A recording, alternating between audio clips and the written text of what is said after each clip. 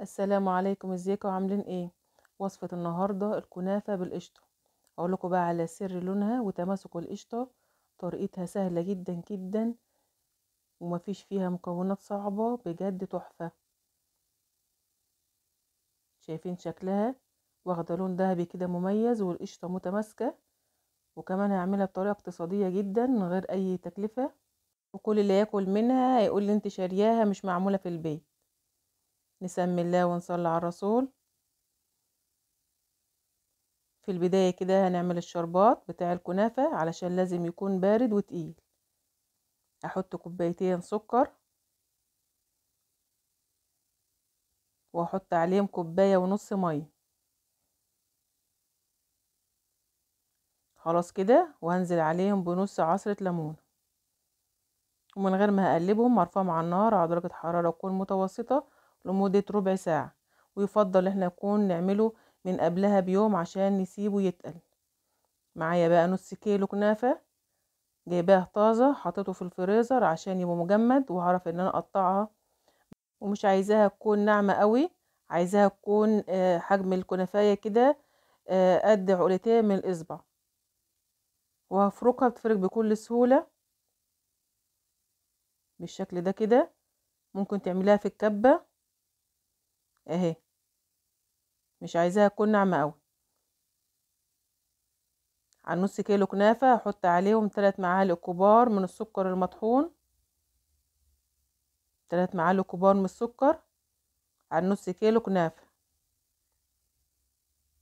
وهقلبهم مع الكنافة بالشكل ده. السكر بيديها لون حلو قوي وبيديها تماسك. هنزل عليهم بكوباية سمنة تكون سايحة. يبقى نص كيلو كنافة، 3 معالق كبار سكر مطحون، وكوباية سمنة. اي نوع سمنة عندك بقى تفضليه حطيه على الكنافة.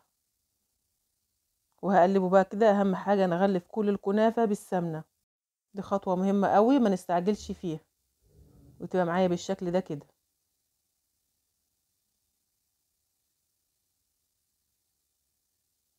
هجيب بقى صينية هحط فيها معلقتين كبار كده من السمنة، وهوزعهم في الجوانب كده في أرضية الصينية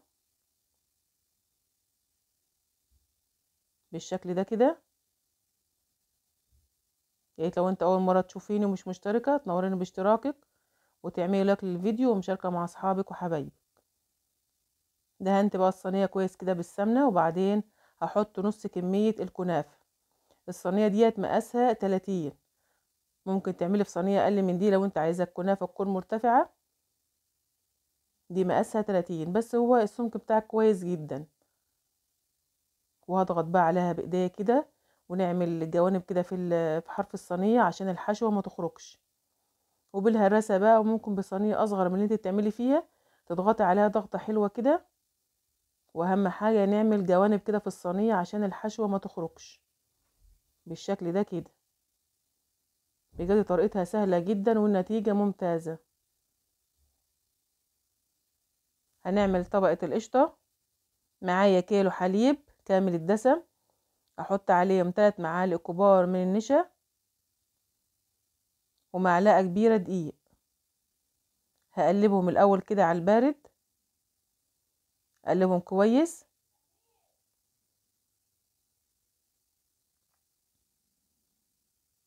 اهم حاجة نقلبهم كويس كده مع بعض. 3 معالق كبار نشا ومعلقة كبيرة دقيق على الكيلو الحليب، على درجة حرارة تكون بقى متوسطة مع تقليب مستمر.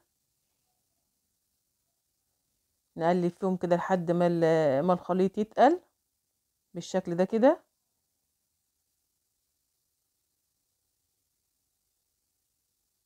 وده قوامها كل ما بتبرد وكل ما بتتقل معانا. وهي مش محتاجة قشطة خالص، وده لبن كامل الدسم. مش محتاجة قشطة. لو عايزة تضيفي معلقة قشطة كبيرة مش مشكلة، بس ما بتفرقش في طعم الكنافة.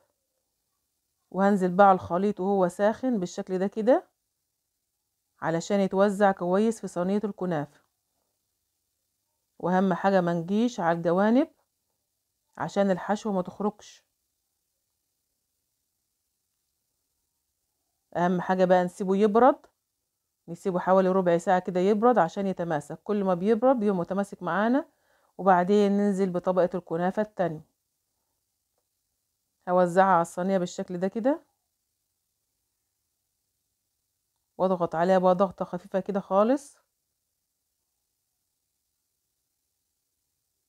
وفي الوقت ده بقى كنت مولعة الفرن على درجة حرارة تكون متوسطة على الرف اللي في النص.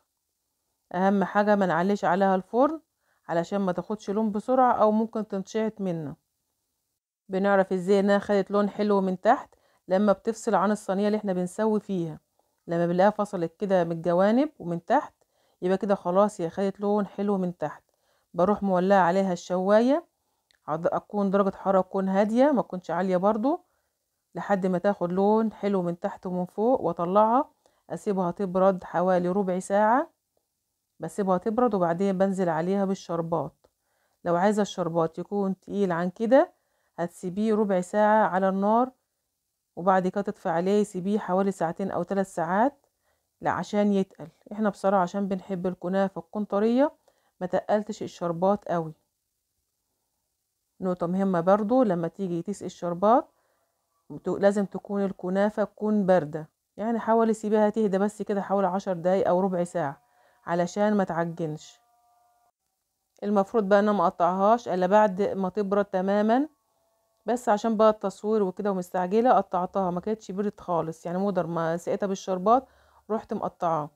انت بقى عشان الوقت معاكي في البيت براحتك سيبيها لما تبرد، وكل ما تبرد كل ما بتزيد حلاوه. شايفين ما شاء الله بجد تحفه، واخده لون مميز جدا، والقشطه متماسكه وطريقتها مفيش اسهل منها، والنتيجه بجد ما شاء الله تحفه. انت ممكن في البيت بقى تسيبها براحتك ما تقطعهاش الا بعد ما تبرد تماما وتشرب الشربات تقطعيها براحتك. بس عشان بقى زي ما قلت كنت مستعجله قطعتها على طول، واخده لون مميز جدا وطعمها بقى بجد تحفه تحفه. شايفين القشطه ما شاء الله حلوه قوي، والكنافه واخده لون مميز جدا من تحت ومن فوق. اهم حاجه تمشي على الخطوات اللي قلت عليها في الفيديو هتنجح معاكي من اول مره. طريقتها سهله جدا للمبتدئين والمحترفين. عايزاكم تجربوها بنفس الطريقه وبنفس المقادير وتقولوا لي ايه رايكم فيها. بجد كل اللي كل منها بقى مبسوط بها جدا، يقولوا دي احلى من اللي بتيجي من بره. لو انت عايزاها تاخد قرمشه من تحت ومن فوق هتسيب الشربات يتقل وما تقطعهاش الا بعد ما تبرد تماما.